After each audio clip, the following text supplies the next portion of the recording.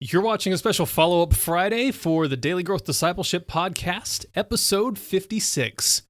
I'm Josh Havens. And I'm Chris Lamberth. And we're on a journey to learn what it means to live a lifestyle of discipleship. We're glad you're joining us and hope that as you set aside this time for God, that He would help you grow today in the everyday moments of life.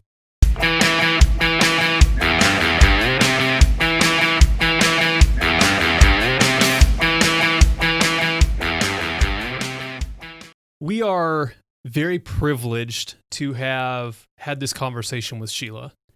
I think it's very timely. I know everything has been blowing up in the country over racism and racial tensions and the trauma that everybody's experiencing. And it's been refreshing to talk to someone who's looking to bring healing into the middle of all of this. Yeah. That's something that you don't hear about very often. No. And I think it's where everybody wants to get ultimately in the way that we talk about this issue. But Sheila's approach really caught my eye because it is such a practical approach. And I would like to go ahead and point out, I don't think that in my question asking, I even did the best job at getting at that. I still had many questions that I'm still sort of, struggling and wrestling through and trying to figure out myself. And so I feel like in some areas of the conversation, I focused a little bit too much on the problem. Not that trying to figure out the problem is a bad thing. You need to know what to heal. Yeah, exactly. And I really wish, we came up with the title, Walking Together Through Racial Trauma. I wish we would have spent a little bit more time dealing with what trauma is and then how we can heal from it. I really wanted to dig a little bit deeper and ask her, like in her own life, how she is doing things to heal from the racial trauma that she's experienced. And, what does her soul care routine and things like that look like? Yeah. And then how can we as white people, and you kind of mentioned that we're privileged to have the conversation, but privileged people in general can help walk alongside those that are in trauma. And the reason why I really like trauma, I was talking with another friend about this, is it almost doesn't matter. So like if you're a white person and you don't understand the trauma that somebody has gone through, the racial trauma, like we had talked about with our friend, and we didn't quite believe him when he talked about, he had this racist experience. If we frame it from the perspective of there is a traumatic experience that has happened, at that point, it almost doesn't matter whether you believe that incident happened or not. Right. The point is that there's a traumatic experience that has taken place, and your main priority at that point is to say, how can I walk with you through that issue? Yeah, which is part of what we got at with our conversation with David Swanson a couple weeks ago. It's not so much that we need to prove that there's a racist experience. Yeah.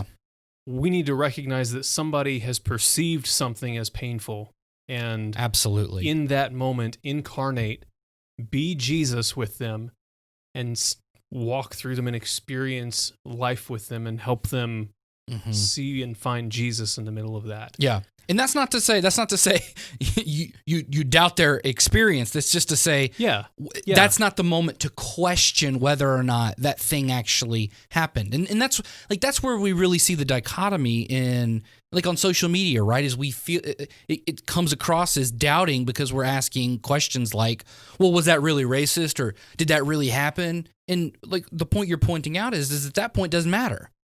They feel it. Yeah. What are you doing as a brother or sister in Christ to walk with that person through that experience? Yeah. It's not the time for you to question them. It's the time for you to listen to them.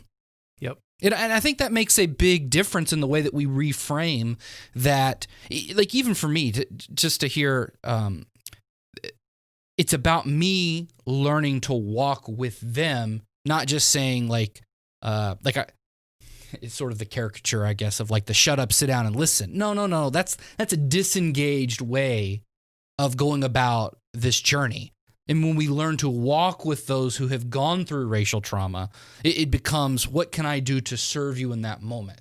And in that moment, questioning whether or not you think that was a really racist event like we had talked about with our friend, it doesn't serve him and it doesn't serve us. Yeah. And I'm going to give this analogy. I don't want to belittle any racial trauma that anyone has experienced. Another way to look at it, and this has been receiving, there's less and less stigma around this as time's gone on. But people who suffer from mental anguish or depression or anxiety, a lot of times the response is, well, aren't you just bummed out? Yeah. And you get over it. You just get over it. And we somehow, like, it's almost as though if we can prove that it's not a real thing or prove that it's not a real experience, somehow that just makes the pain go away. Yeah. Which is what Sheila was saying is kind of the definition of gaslighting. Yeah, exactly. You're just belittling it. You're getting rid of it. You're washing over it. And it's just, you're trying to make it not an issue when clearly this person is suffering. They're going through something and it's painful. Yeah. Yeah, in my limited experience, obviously, I think that's probably a good analogy. You know, we've both talked about struggling with depression ourselves on the podcast. We've talked about on the podcast struggling with depression. Yeah. And, you know, that's a very real thing. And you're right. Gaslighting in that situation can really make you feel like you're going crazy. And you're like, no, this is real and I can't do anything about it. I can't get out of bed in the morning. And it's not because, you know, any one thing. It's just this is an experience that I'm having, and so I think that's really a really good point to make. Again, given my limited experience, one of the other things though that I have found really impactful is just that the more and more stories come out, the more I'm able to, the more my worldview changes. Because again, it's not like everybody is making this up. Again, I think it's one of the realizations we had talking with David Swanson and Sheila as to what the definition of privilege really gets at is that we don't see it. I'm privileged in that case. We get to not see it. I get to not see it, exactly. Like, and so if somebody is rude to me, I fundamentally don't associate that with my race. People who are of a different color, they have to associate that with their color because they have been treated such because of their color. So whether or not they're being treated racially, you know, I think it starts adding on to that trauma. And so, number one, I think that might be a really important thing for us to consider is just like, you know, be polite and, you know, nice to other people because some people I think it's going to have a disproportionate effect on. Even, again, to go back to the mental health analogy, if you're dealing with depression and there's a slight, you know, offense, it's going to end up having a much bigger impact on a person dealing with depression than somebody who's, you know, happy and healthy and has more emotional bandwidth, if you will.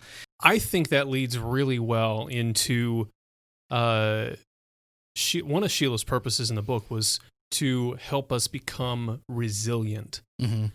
And if we're trying to find healing from trauma, whatever it is, as we become more and more healed, as we become more and more whole, those little experiences, whether they're microaggressions or outright racist actions, they take on a different shape and a different purpose, I think. And again, limited experience. I'm white. I don't think I've ever been racially profiled. I mean, I've been overseas where I have been the minority, and even then, I don't feel like I was racially profiled. So maybe that's my own white privilege talking. But I do believe that the good news of the gospel, our identities as children of God, transcends race and gender. Paul even says that, just outright says that. Yeah. And again, I don't want to belittle any painful experience or any injustice that people have suffered. It's horrible, it's terrible, and I want to hurt with you. But at the same time, no matter what the painful experience, I think resilience comes in understanding where our ultimate hope is and understanding whose we are. Yeah. And that's a which lesson. Is tough. Yeah, and that's a lesson, right? Sheila sort of left the podcast. It was like one of her final pieces of advice is that we need the African American community to teach us. We need to listen to them. And this is one of those areas that we were talking about that I think is the most important for, like, I don't have to develop resilience in the same way that our black brothers and sisters or Mexican brothers and sisters or Asian brothers and sisters or whatever the nationality, whatever the race, they have to develop in a certain way that I don't have to. However, what is really applicable through this situation, I think, is the fact that I need to develop resilience as a Christian living in the world that I am not of.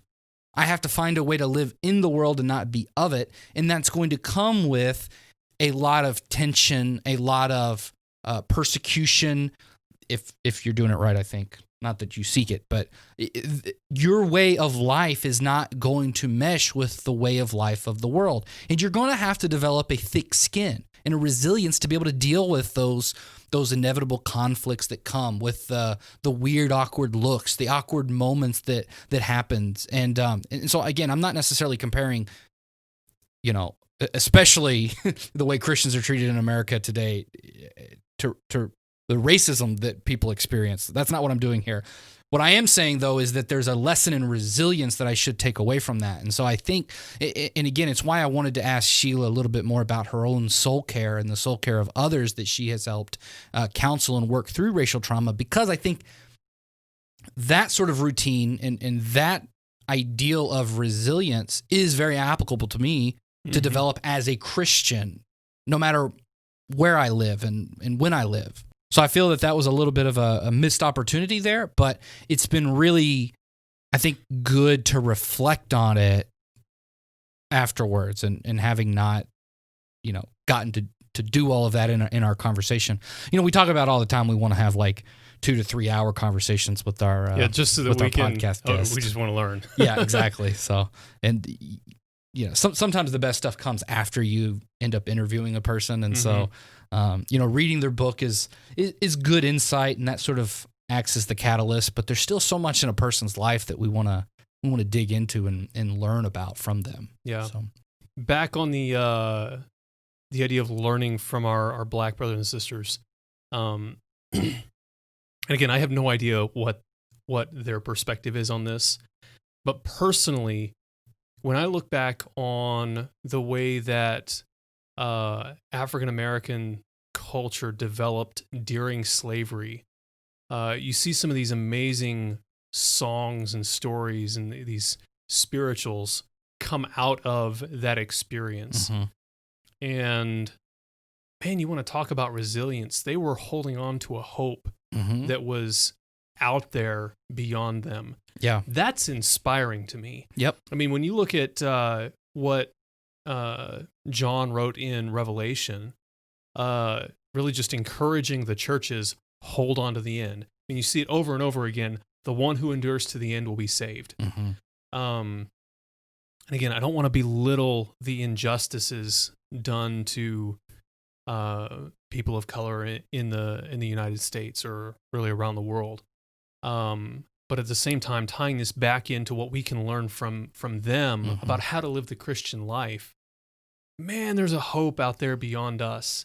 And sometimes the only thing that you can do is just hold on to that hope while stuff falls down around you. Yeah. And that's where something like the book of Revelation comes in and says the one who endures to the end will be saved. Yeah. It's acknowledging that this world is messy, it's sinful, it's unjust, it's painful. But at the same time, our identity as children of God means that what we're ultimately putting our hope in is not the here and now. It's what comes next. Yeah. And I find that to be my hope as a white person looking at this plight helplessly. Because when I see this issue, I desperately want to jump in and help and fix it and do all the white knight sort of stuff that, isn't correct necessarily. But it comes from a good place. I see an injustice and I want to act. A lot of that is my personality and Enneagram type, and we've talked about that on the podcast before. And I have to put my hope in that as well, as to say that, I'm not able to change the entire system, and trust that God is going to have his justice for these people that desperately, desperately need it. And so then I can simply do what I can do in my local context, in my group of friends, in my sphere of influence, if you will, right? And if God makes that sphere of influence larger and gives you a national platform, be obedient. Yeah, that's right. That's right. And if you have one, be obedient to it. And so I would also like to just give a shout out, because of what you're talking about. Jamar Tisby has a series on Amazon called The Color of Compromise. And he actually points this out that you're talking about, where these early spirituals and the for lack of a better term off the top of my head, the liturgy that arose around slave culture, hiding out and trying to and having church, because they weren't allowed to have church in their way. They were literally supervised by white people, not allowed to, so they were going out and they were hiding in these groves and stuff like that. And yeah, you're right. An incredible culture emerges that is the same or akin to what we find around the world when the church is persecuted. Is a thriving, spiritual, Christ-like community that grows even in the deepest persecution. And the irony of that situation, where they get saved forcefully in some cases, but they adopt this religion, that they see the person of Christ and they adopt him, even though Christianity is being used as a justification to enslave them. They adopt it, and the Holy Spirit works in them in such a deep way that it becomes an integral part of their life. I mean, that is an incredible, incredible thing. And so I think there is great hope that God will have his justice and that there will be redemption. But you're right. That doesn't mean that our life now and in the past and even in the future won't be without suffering. And so I think you're right. We want to suffer and we want to mourn with you the best we can. And unfortunately, we're going to do that imperfectly.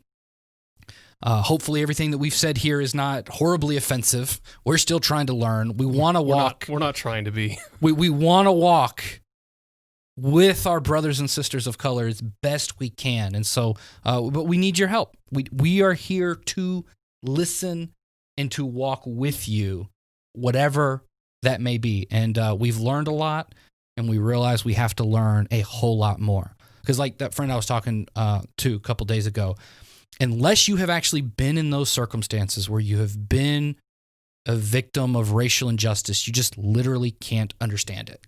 And I realize that that's where I'm at. I just literally can't understand it. And so we need you. So let us know what you guys think. Did you like Sheila's episode? Has it been helpful? How can you better walk with your brothers and sisters of color through trauma? Or have you experienced racial trauma? And what have you done to care for yourself and to heal from that? If you have undergone that, I would really encourage you, pick up a copy of Sheila's book, Healing Racial Trauma. I think it's going to be a really, really great encouragement to you. It's going to help you walk through the difficulties and the injustices that you faced in a way that's you're going to find healing in Christ through it. But hey, if you guys like this video, please like and subscribe. Hit the bell icon and turn on notifications. You get notified every time we go live with a video. Thank you guys so much. We'll see you on the next one.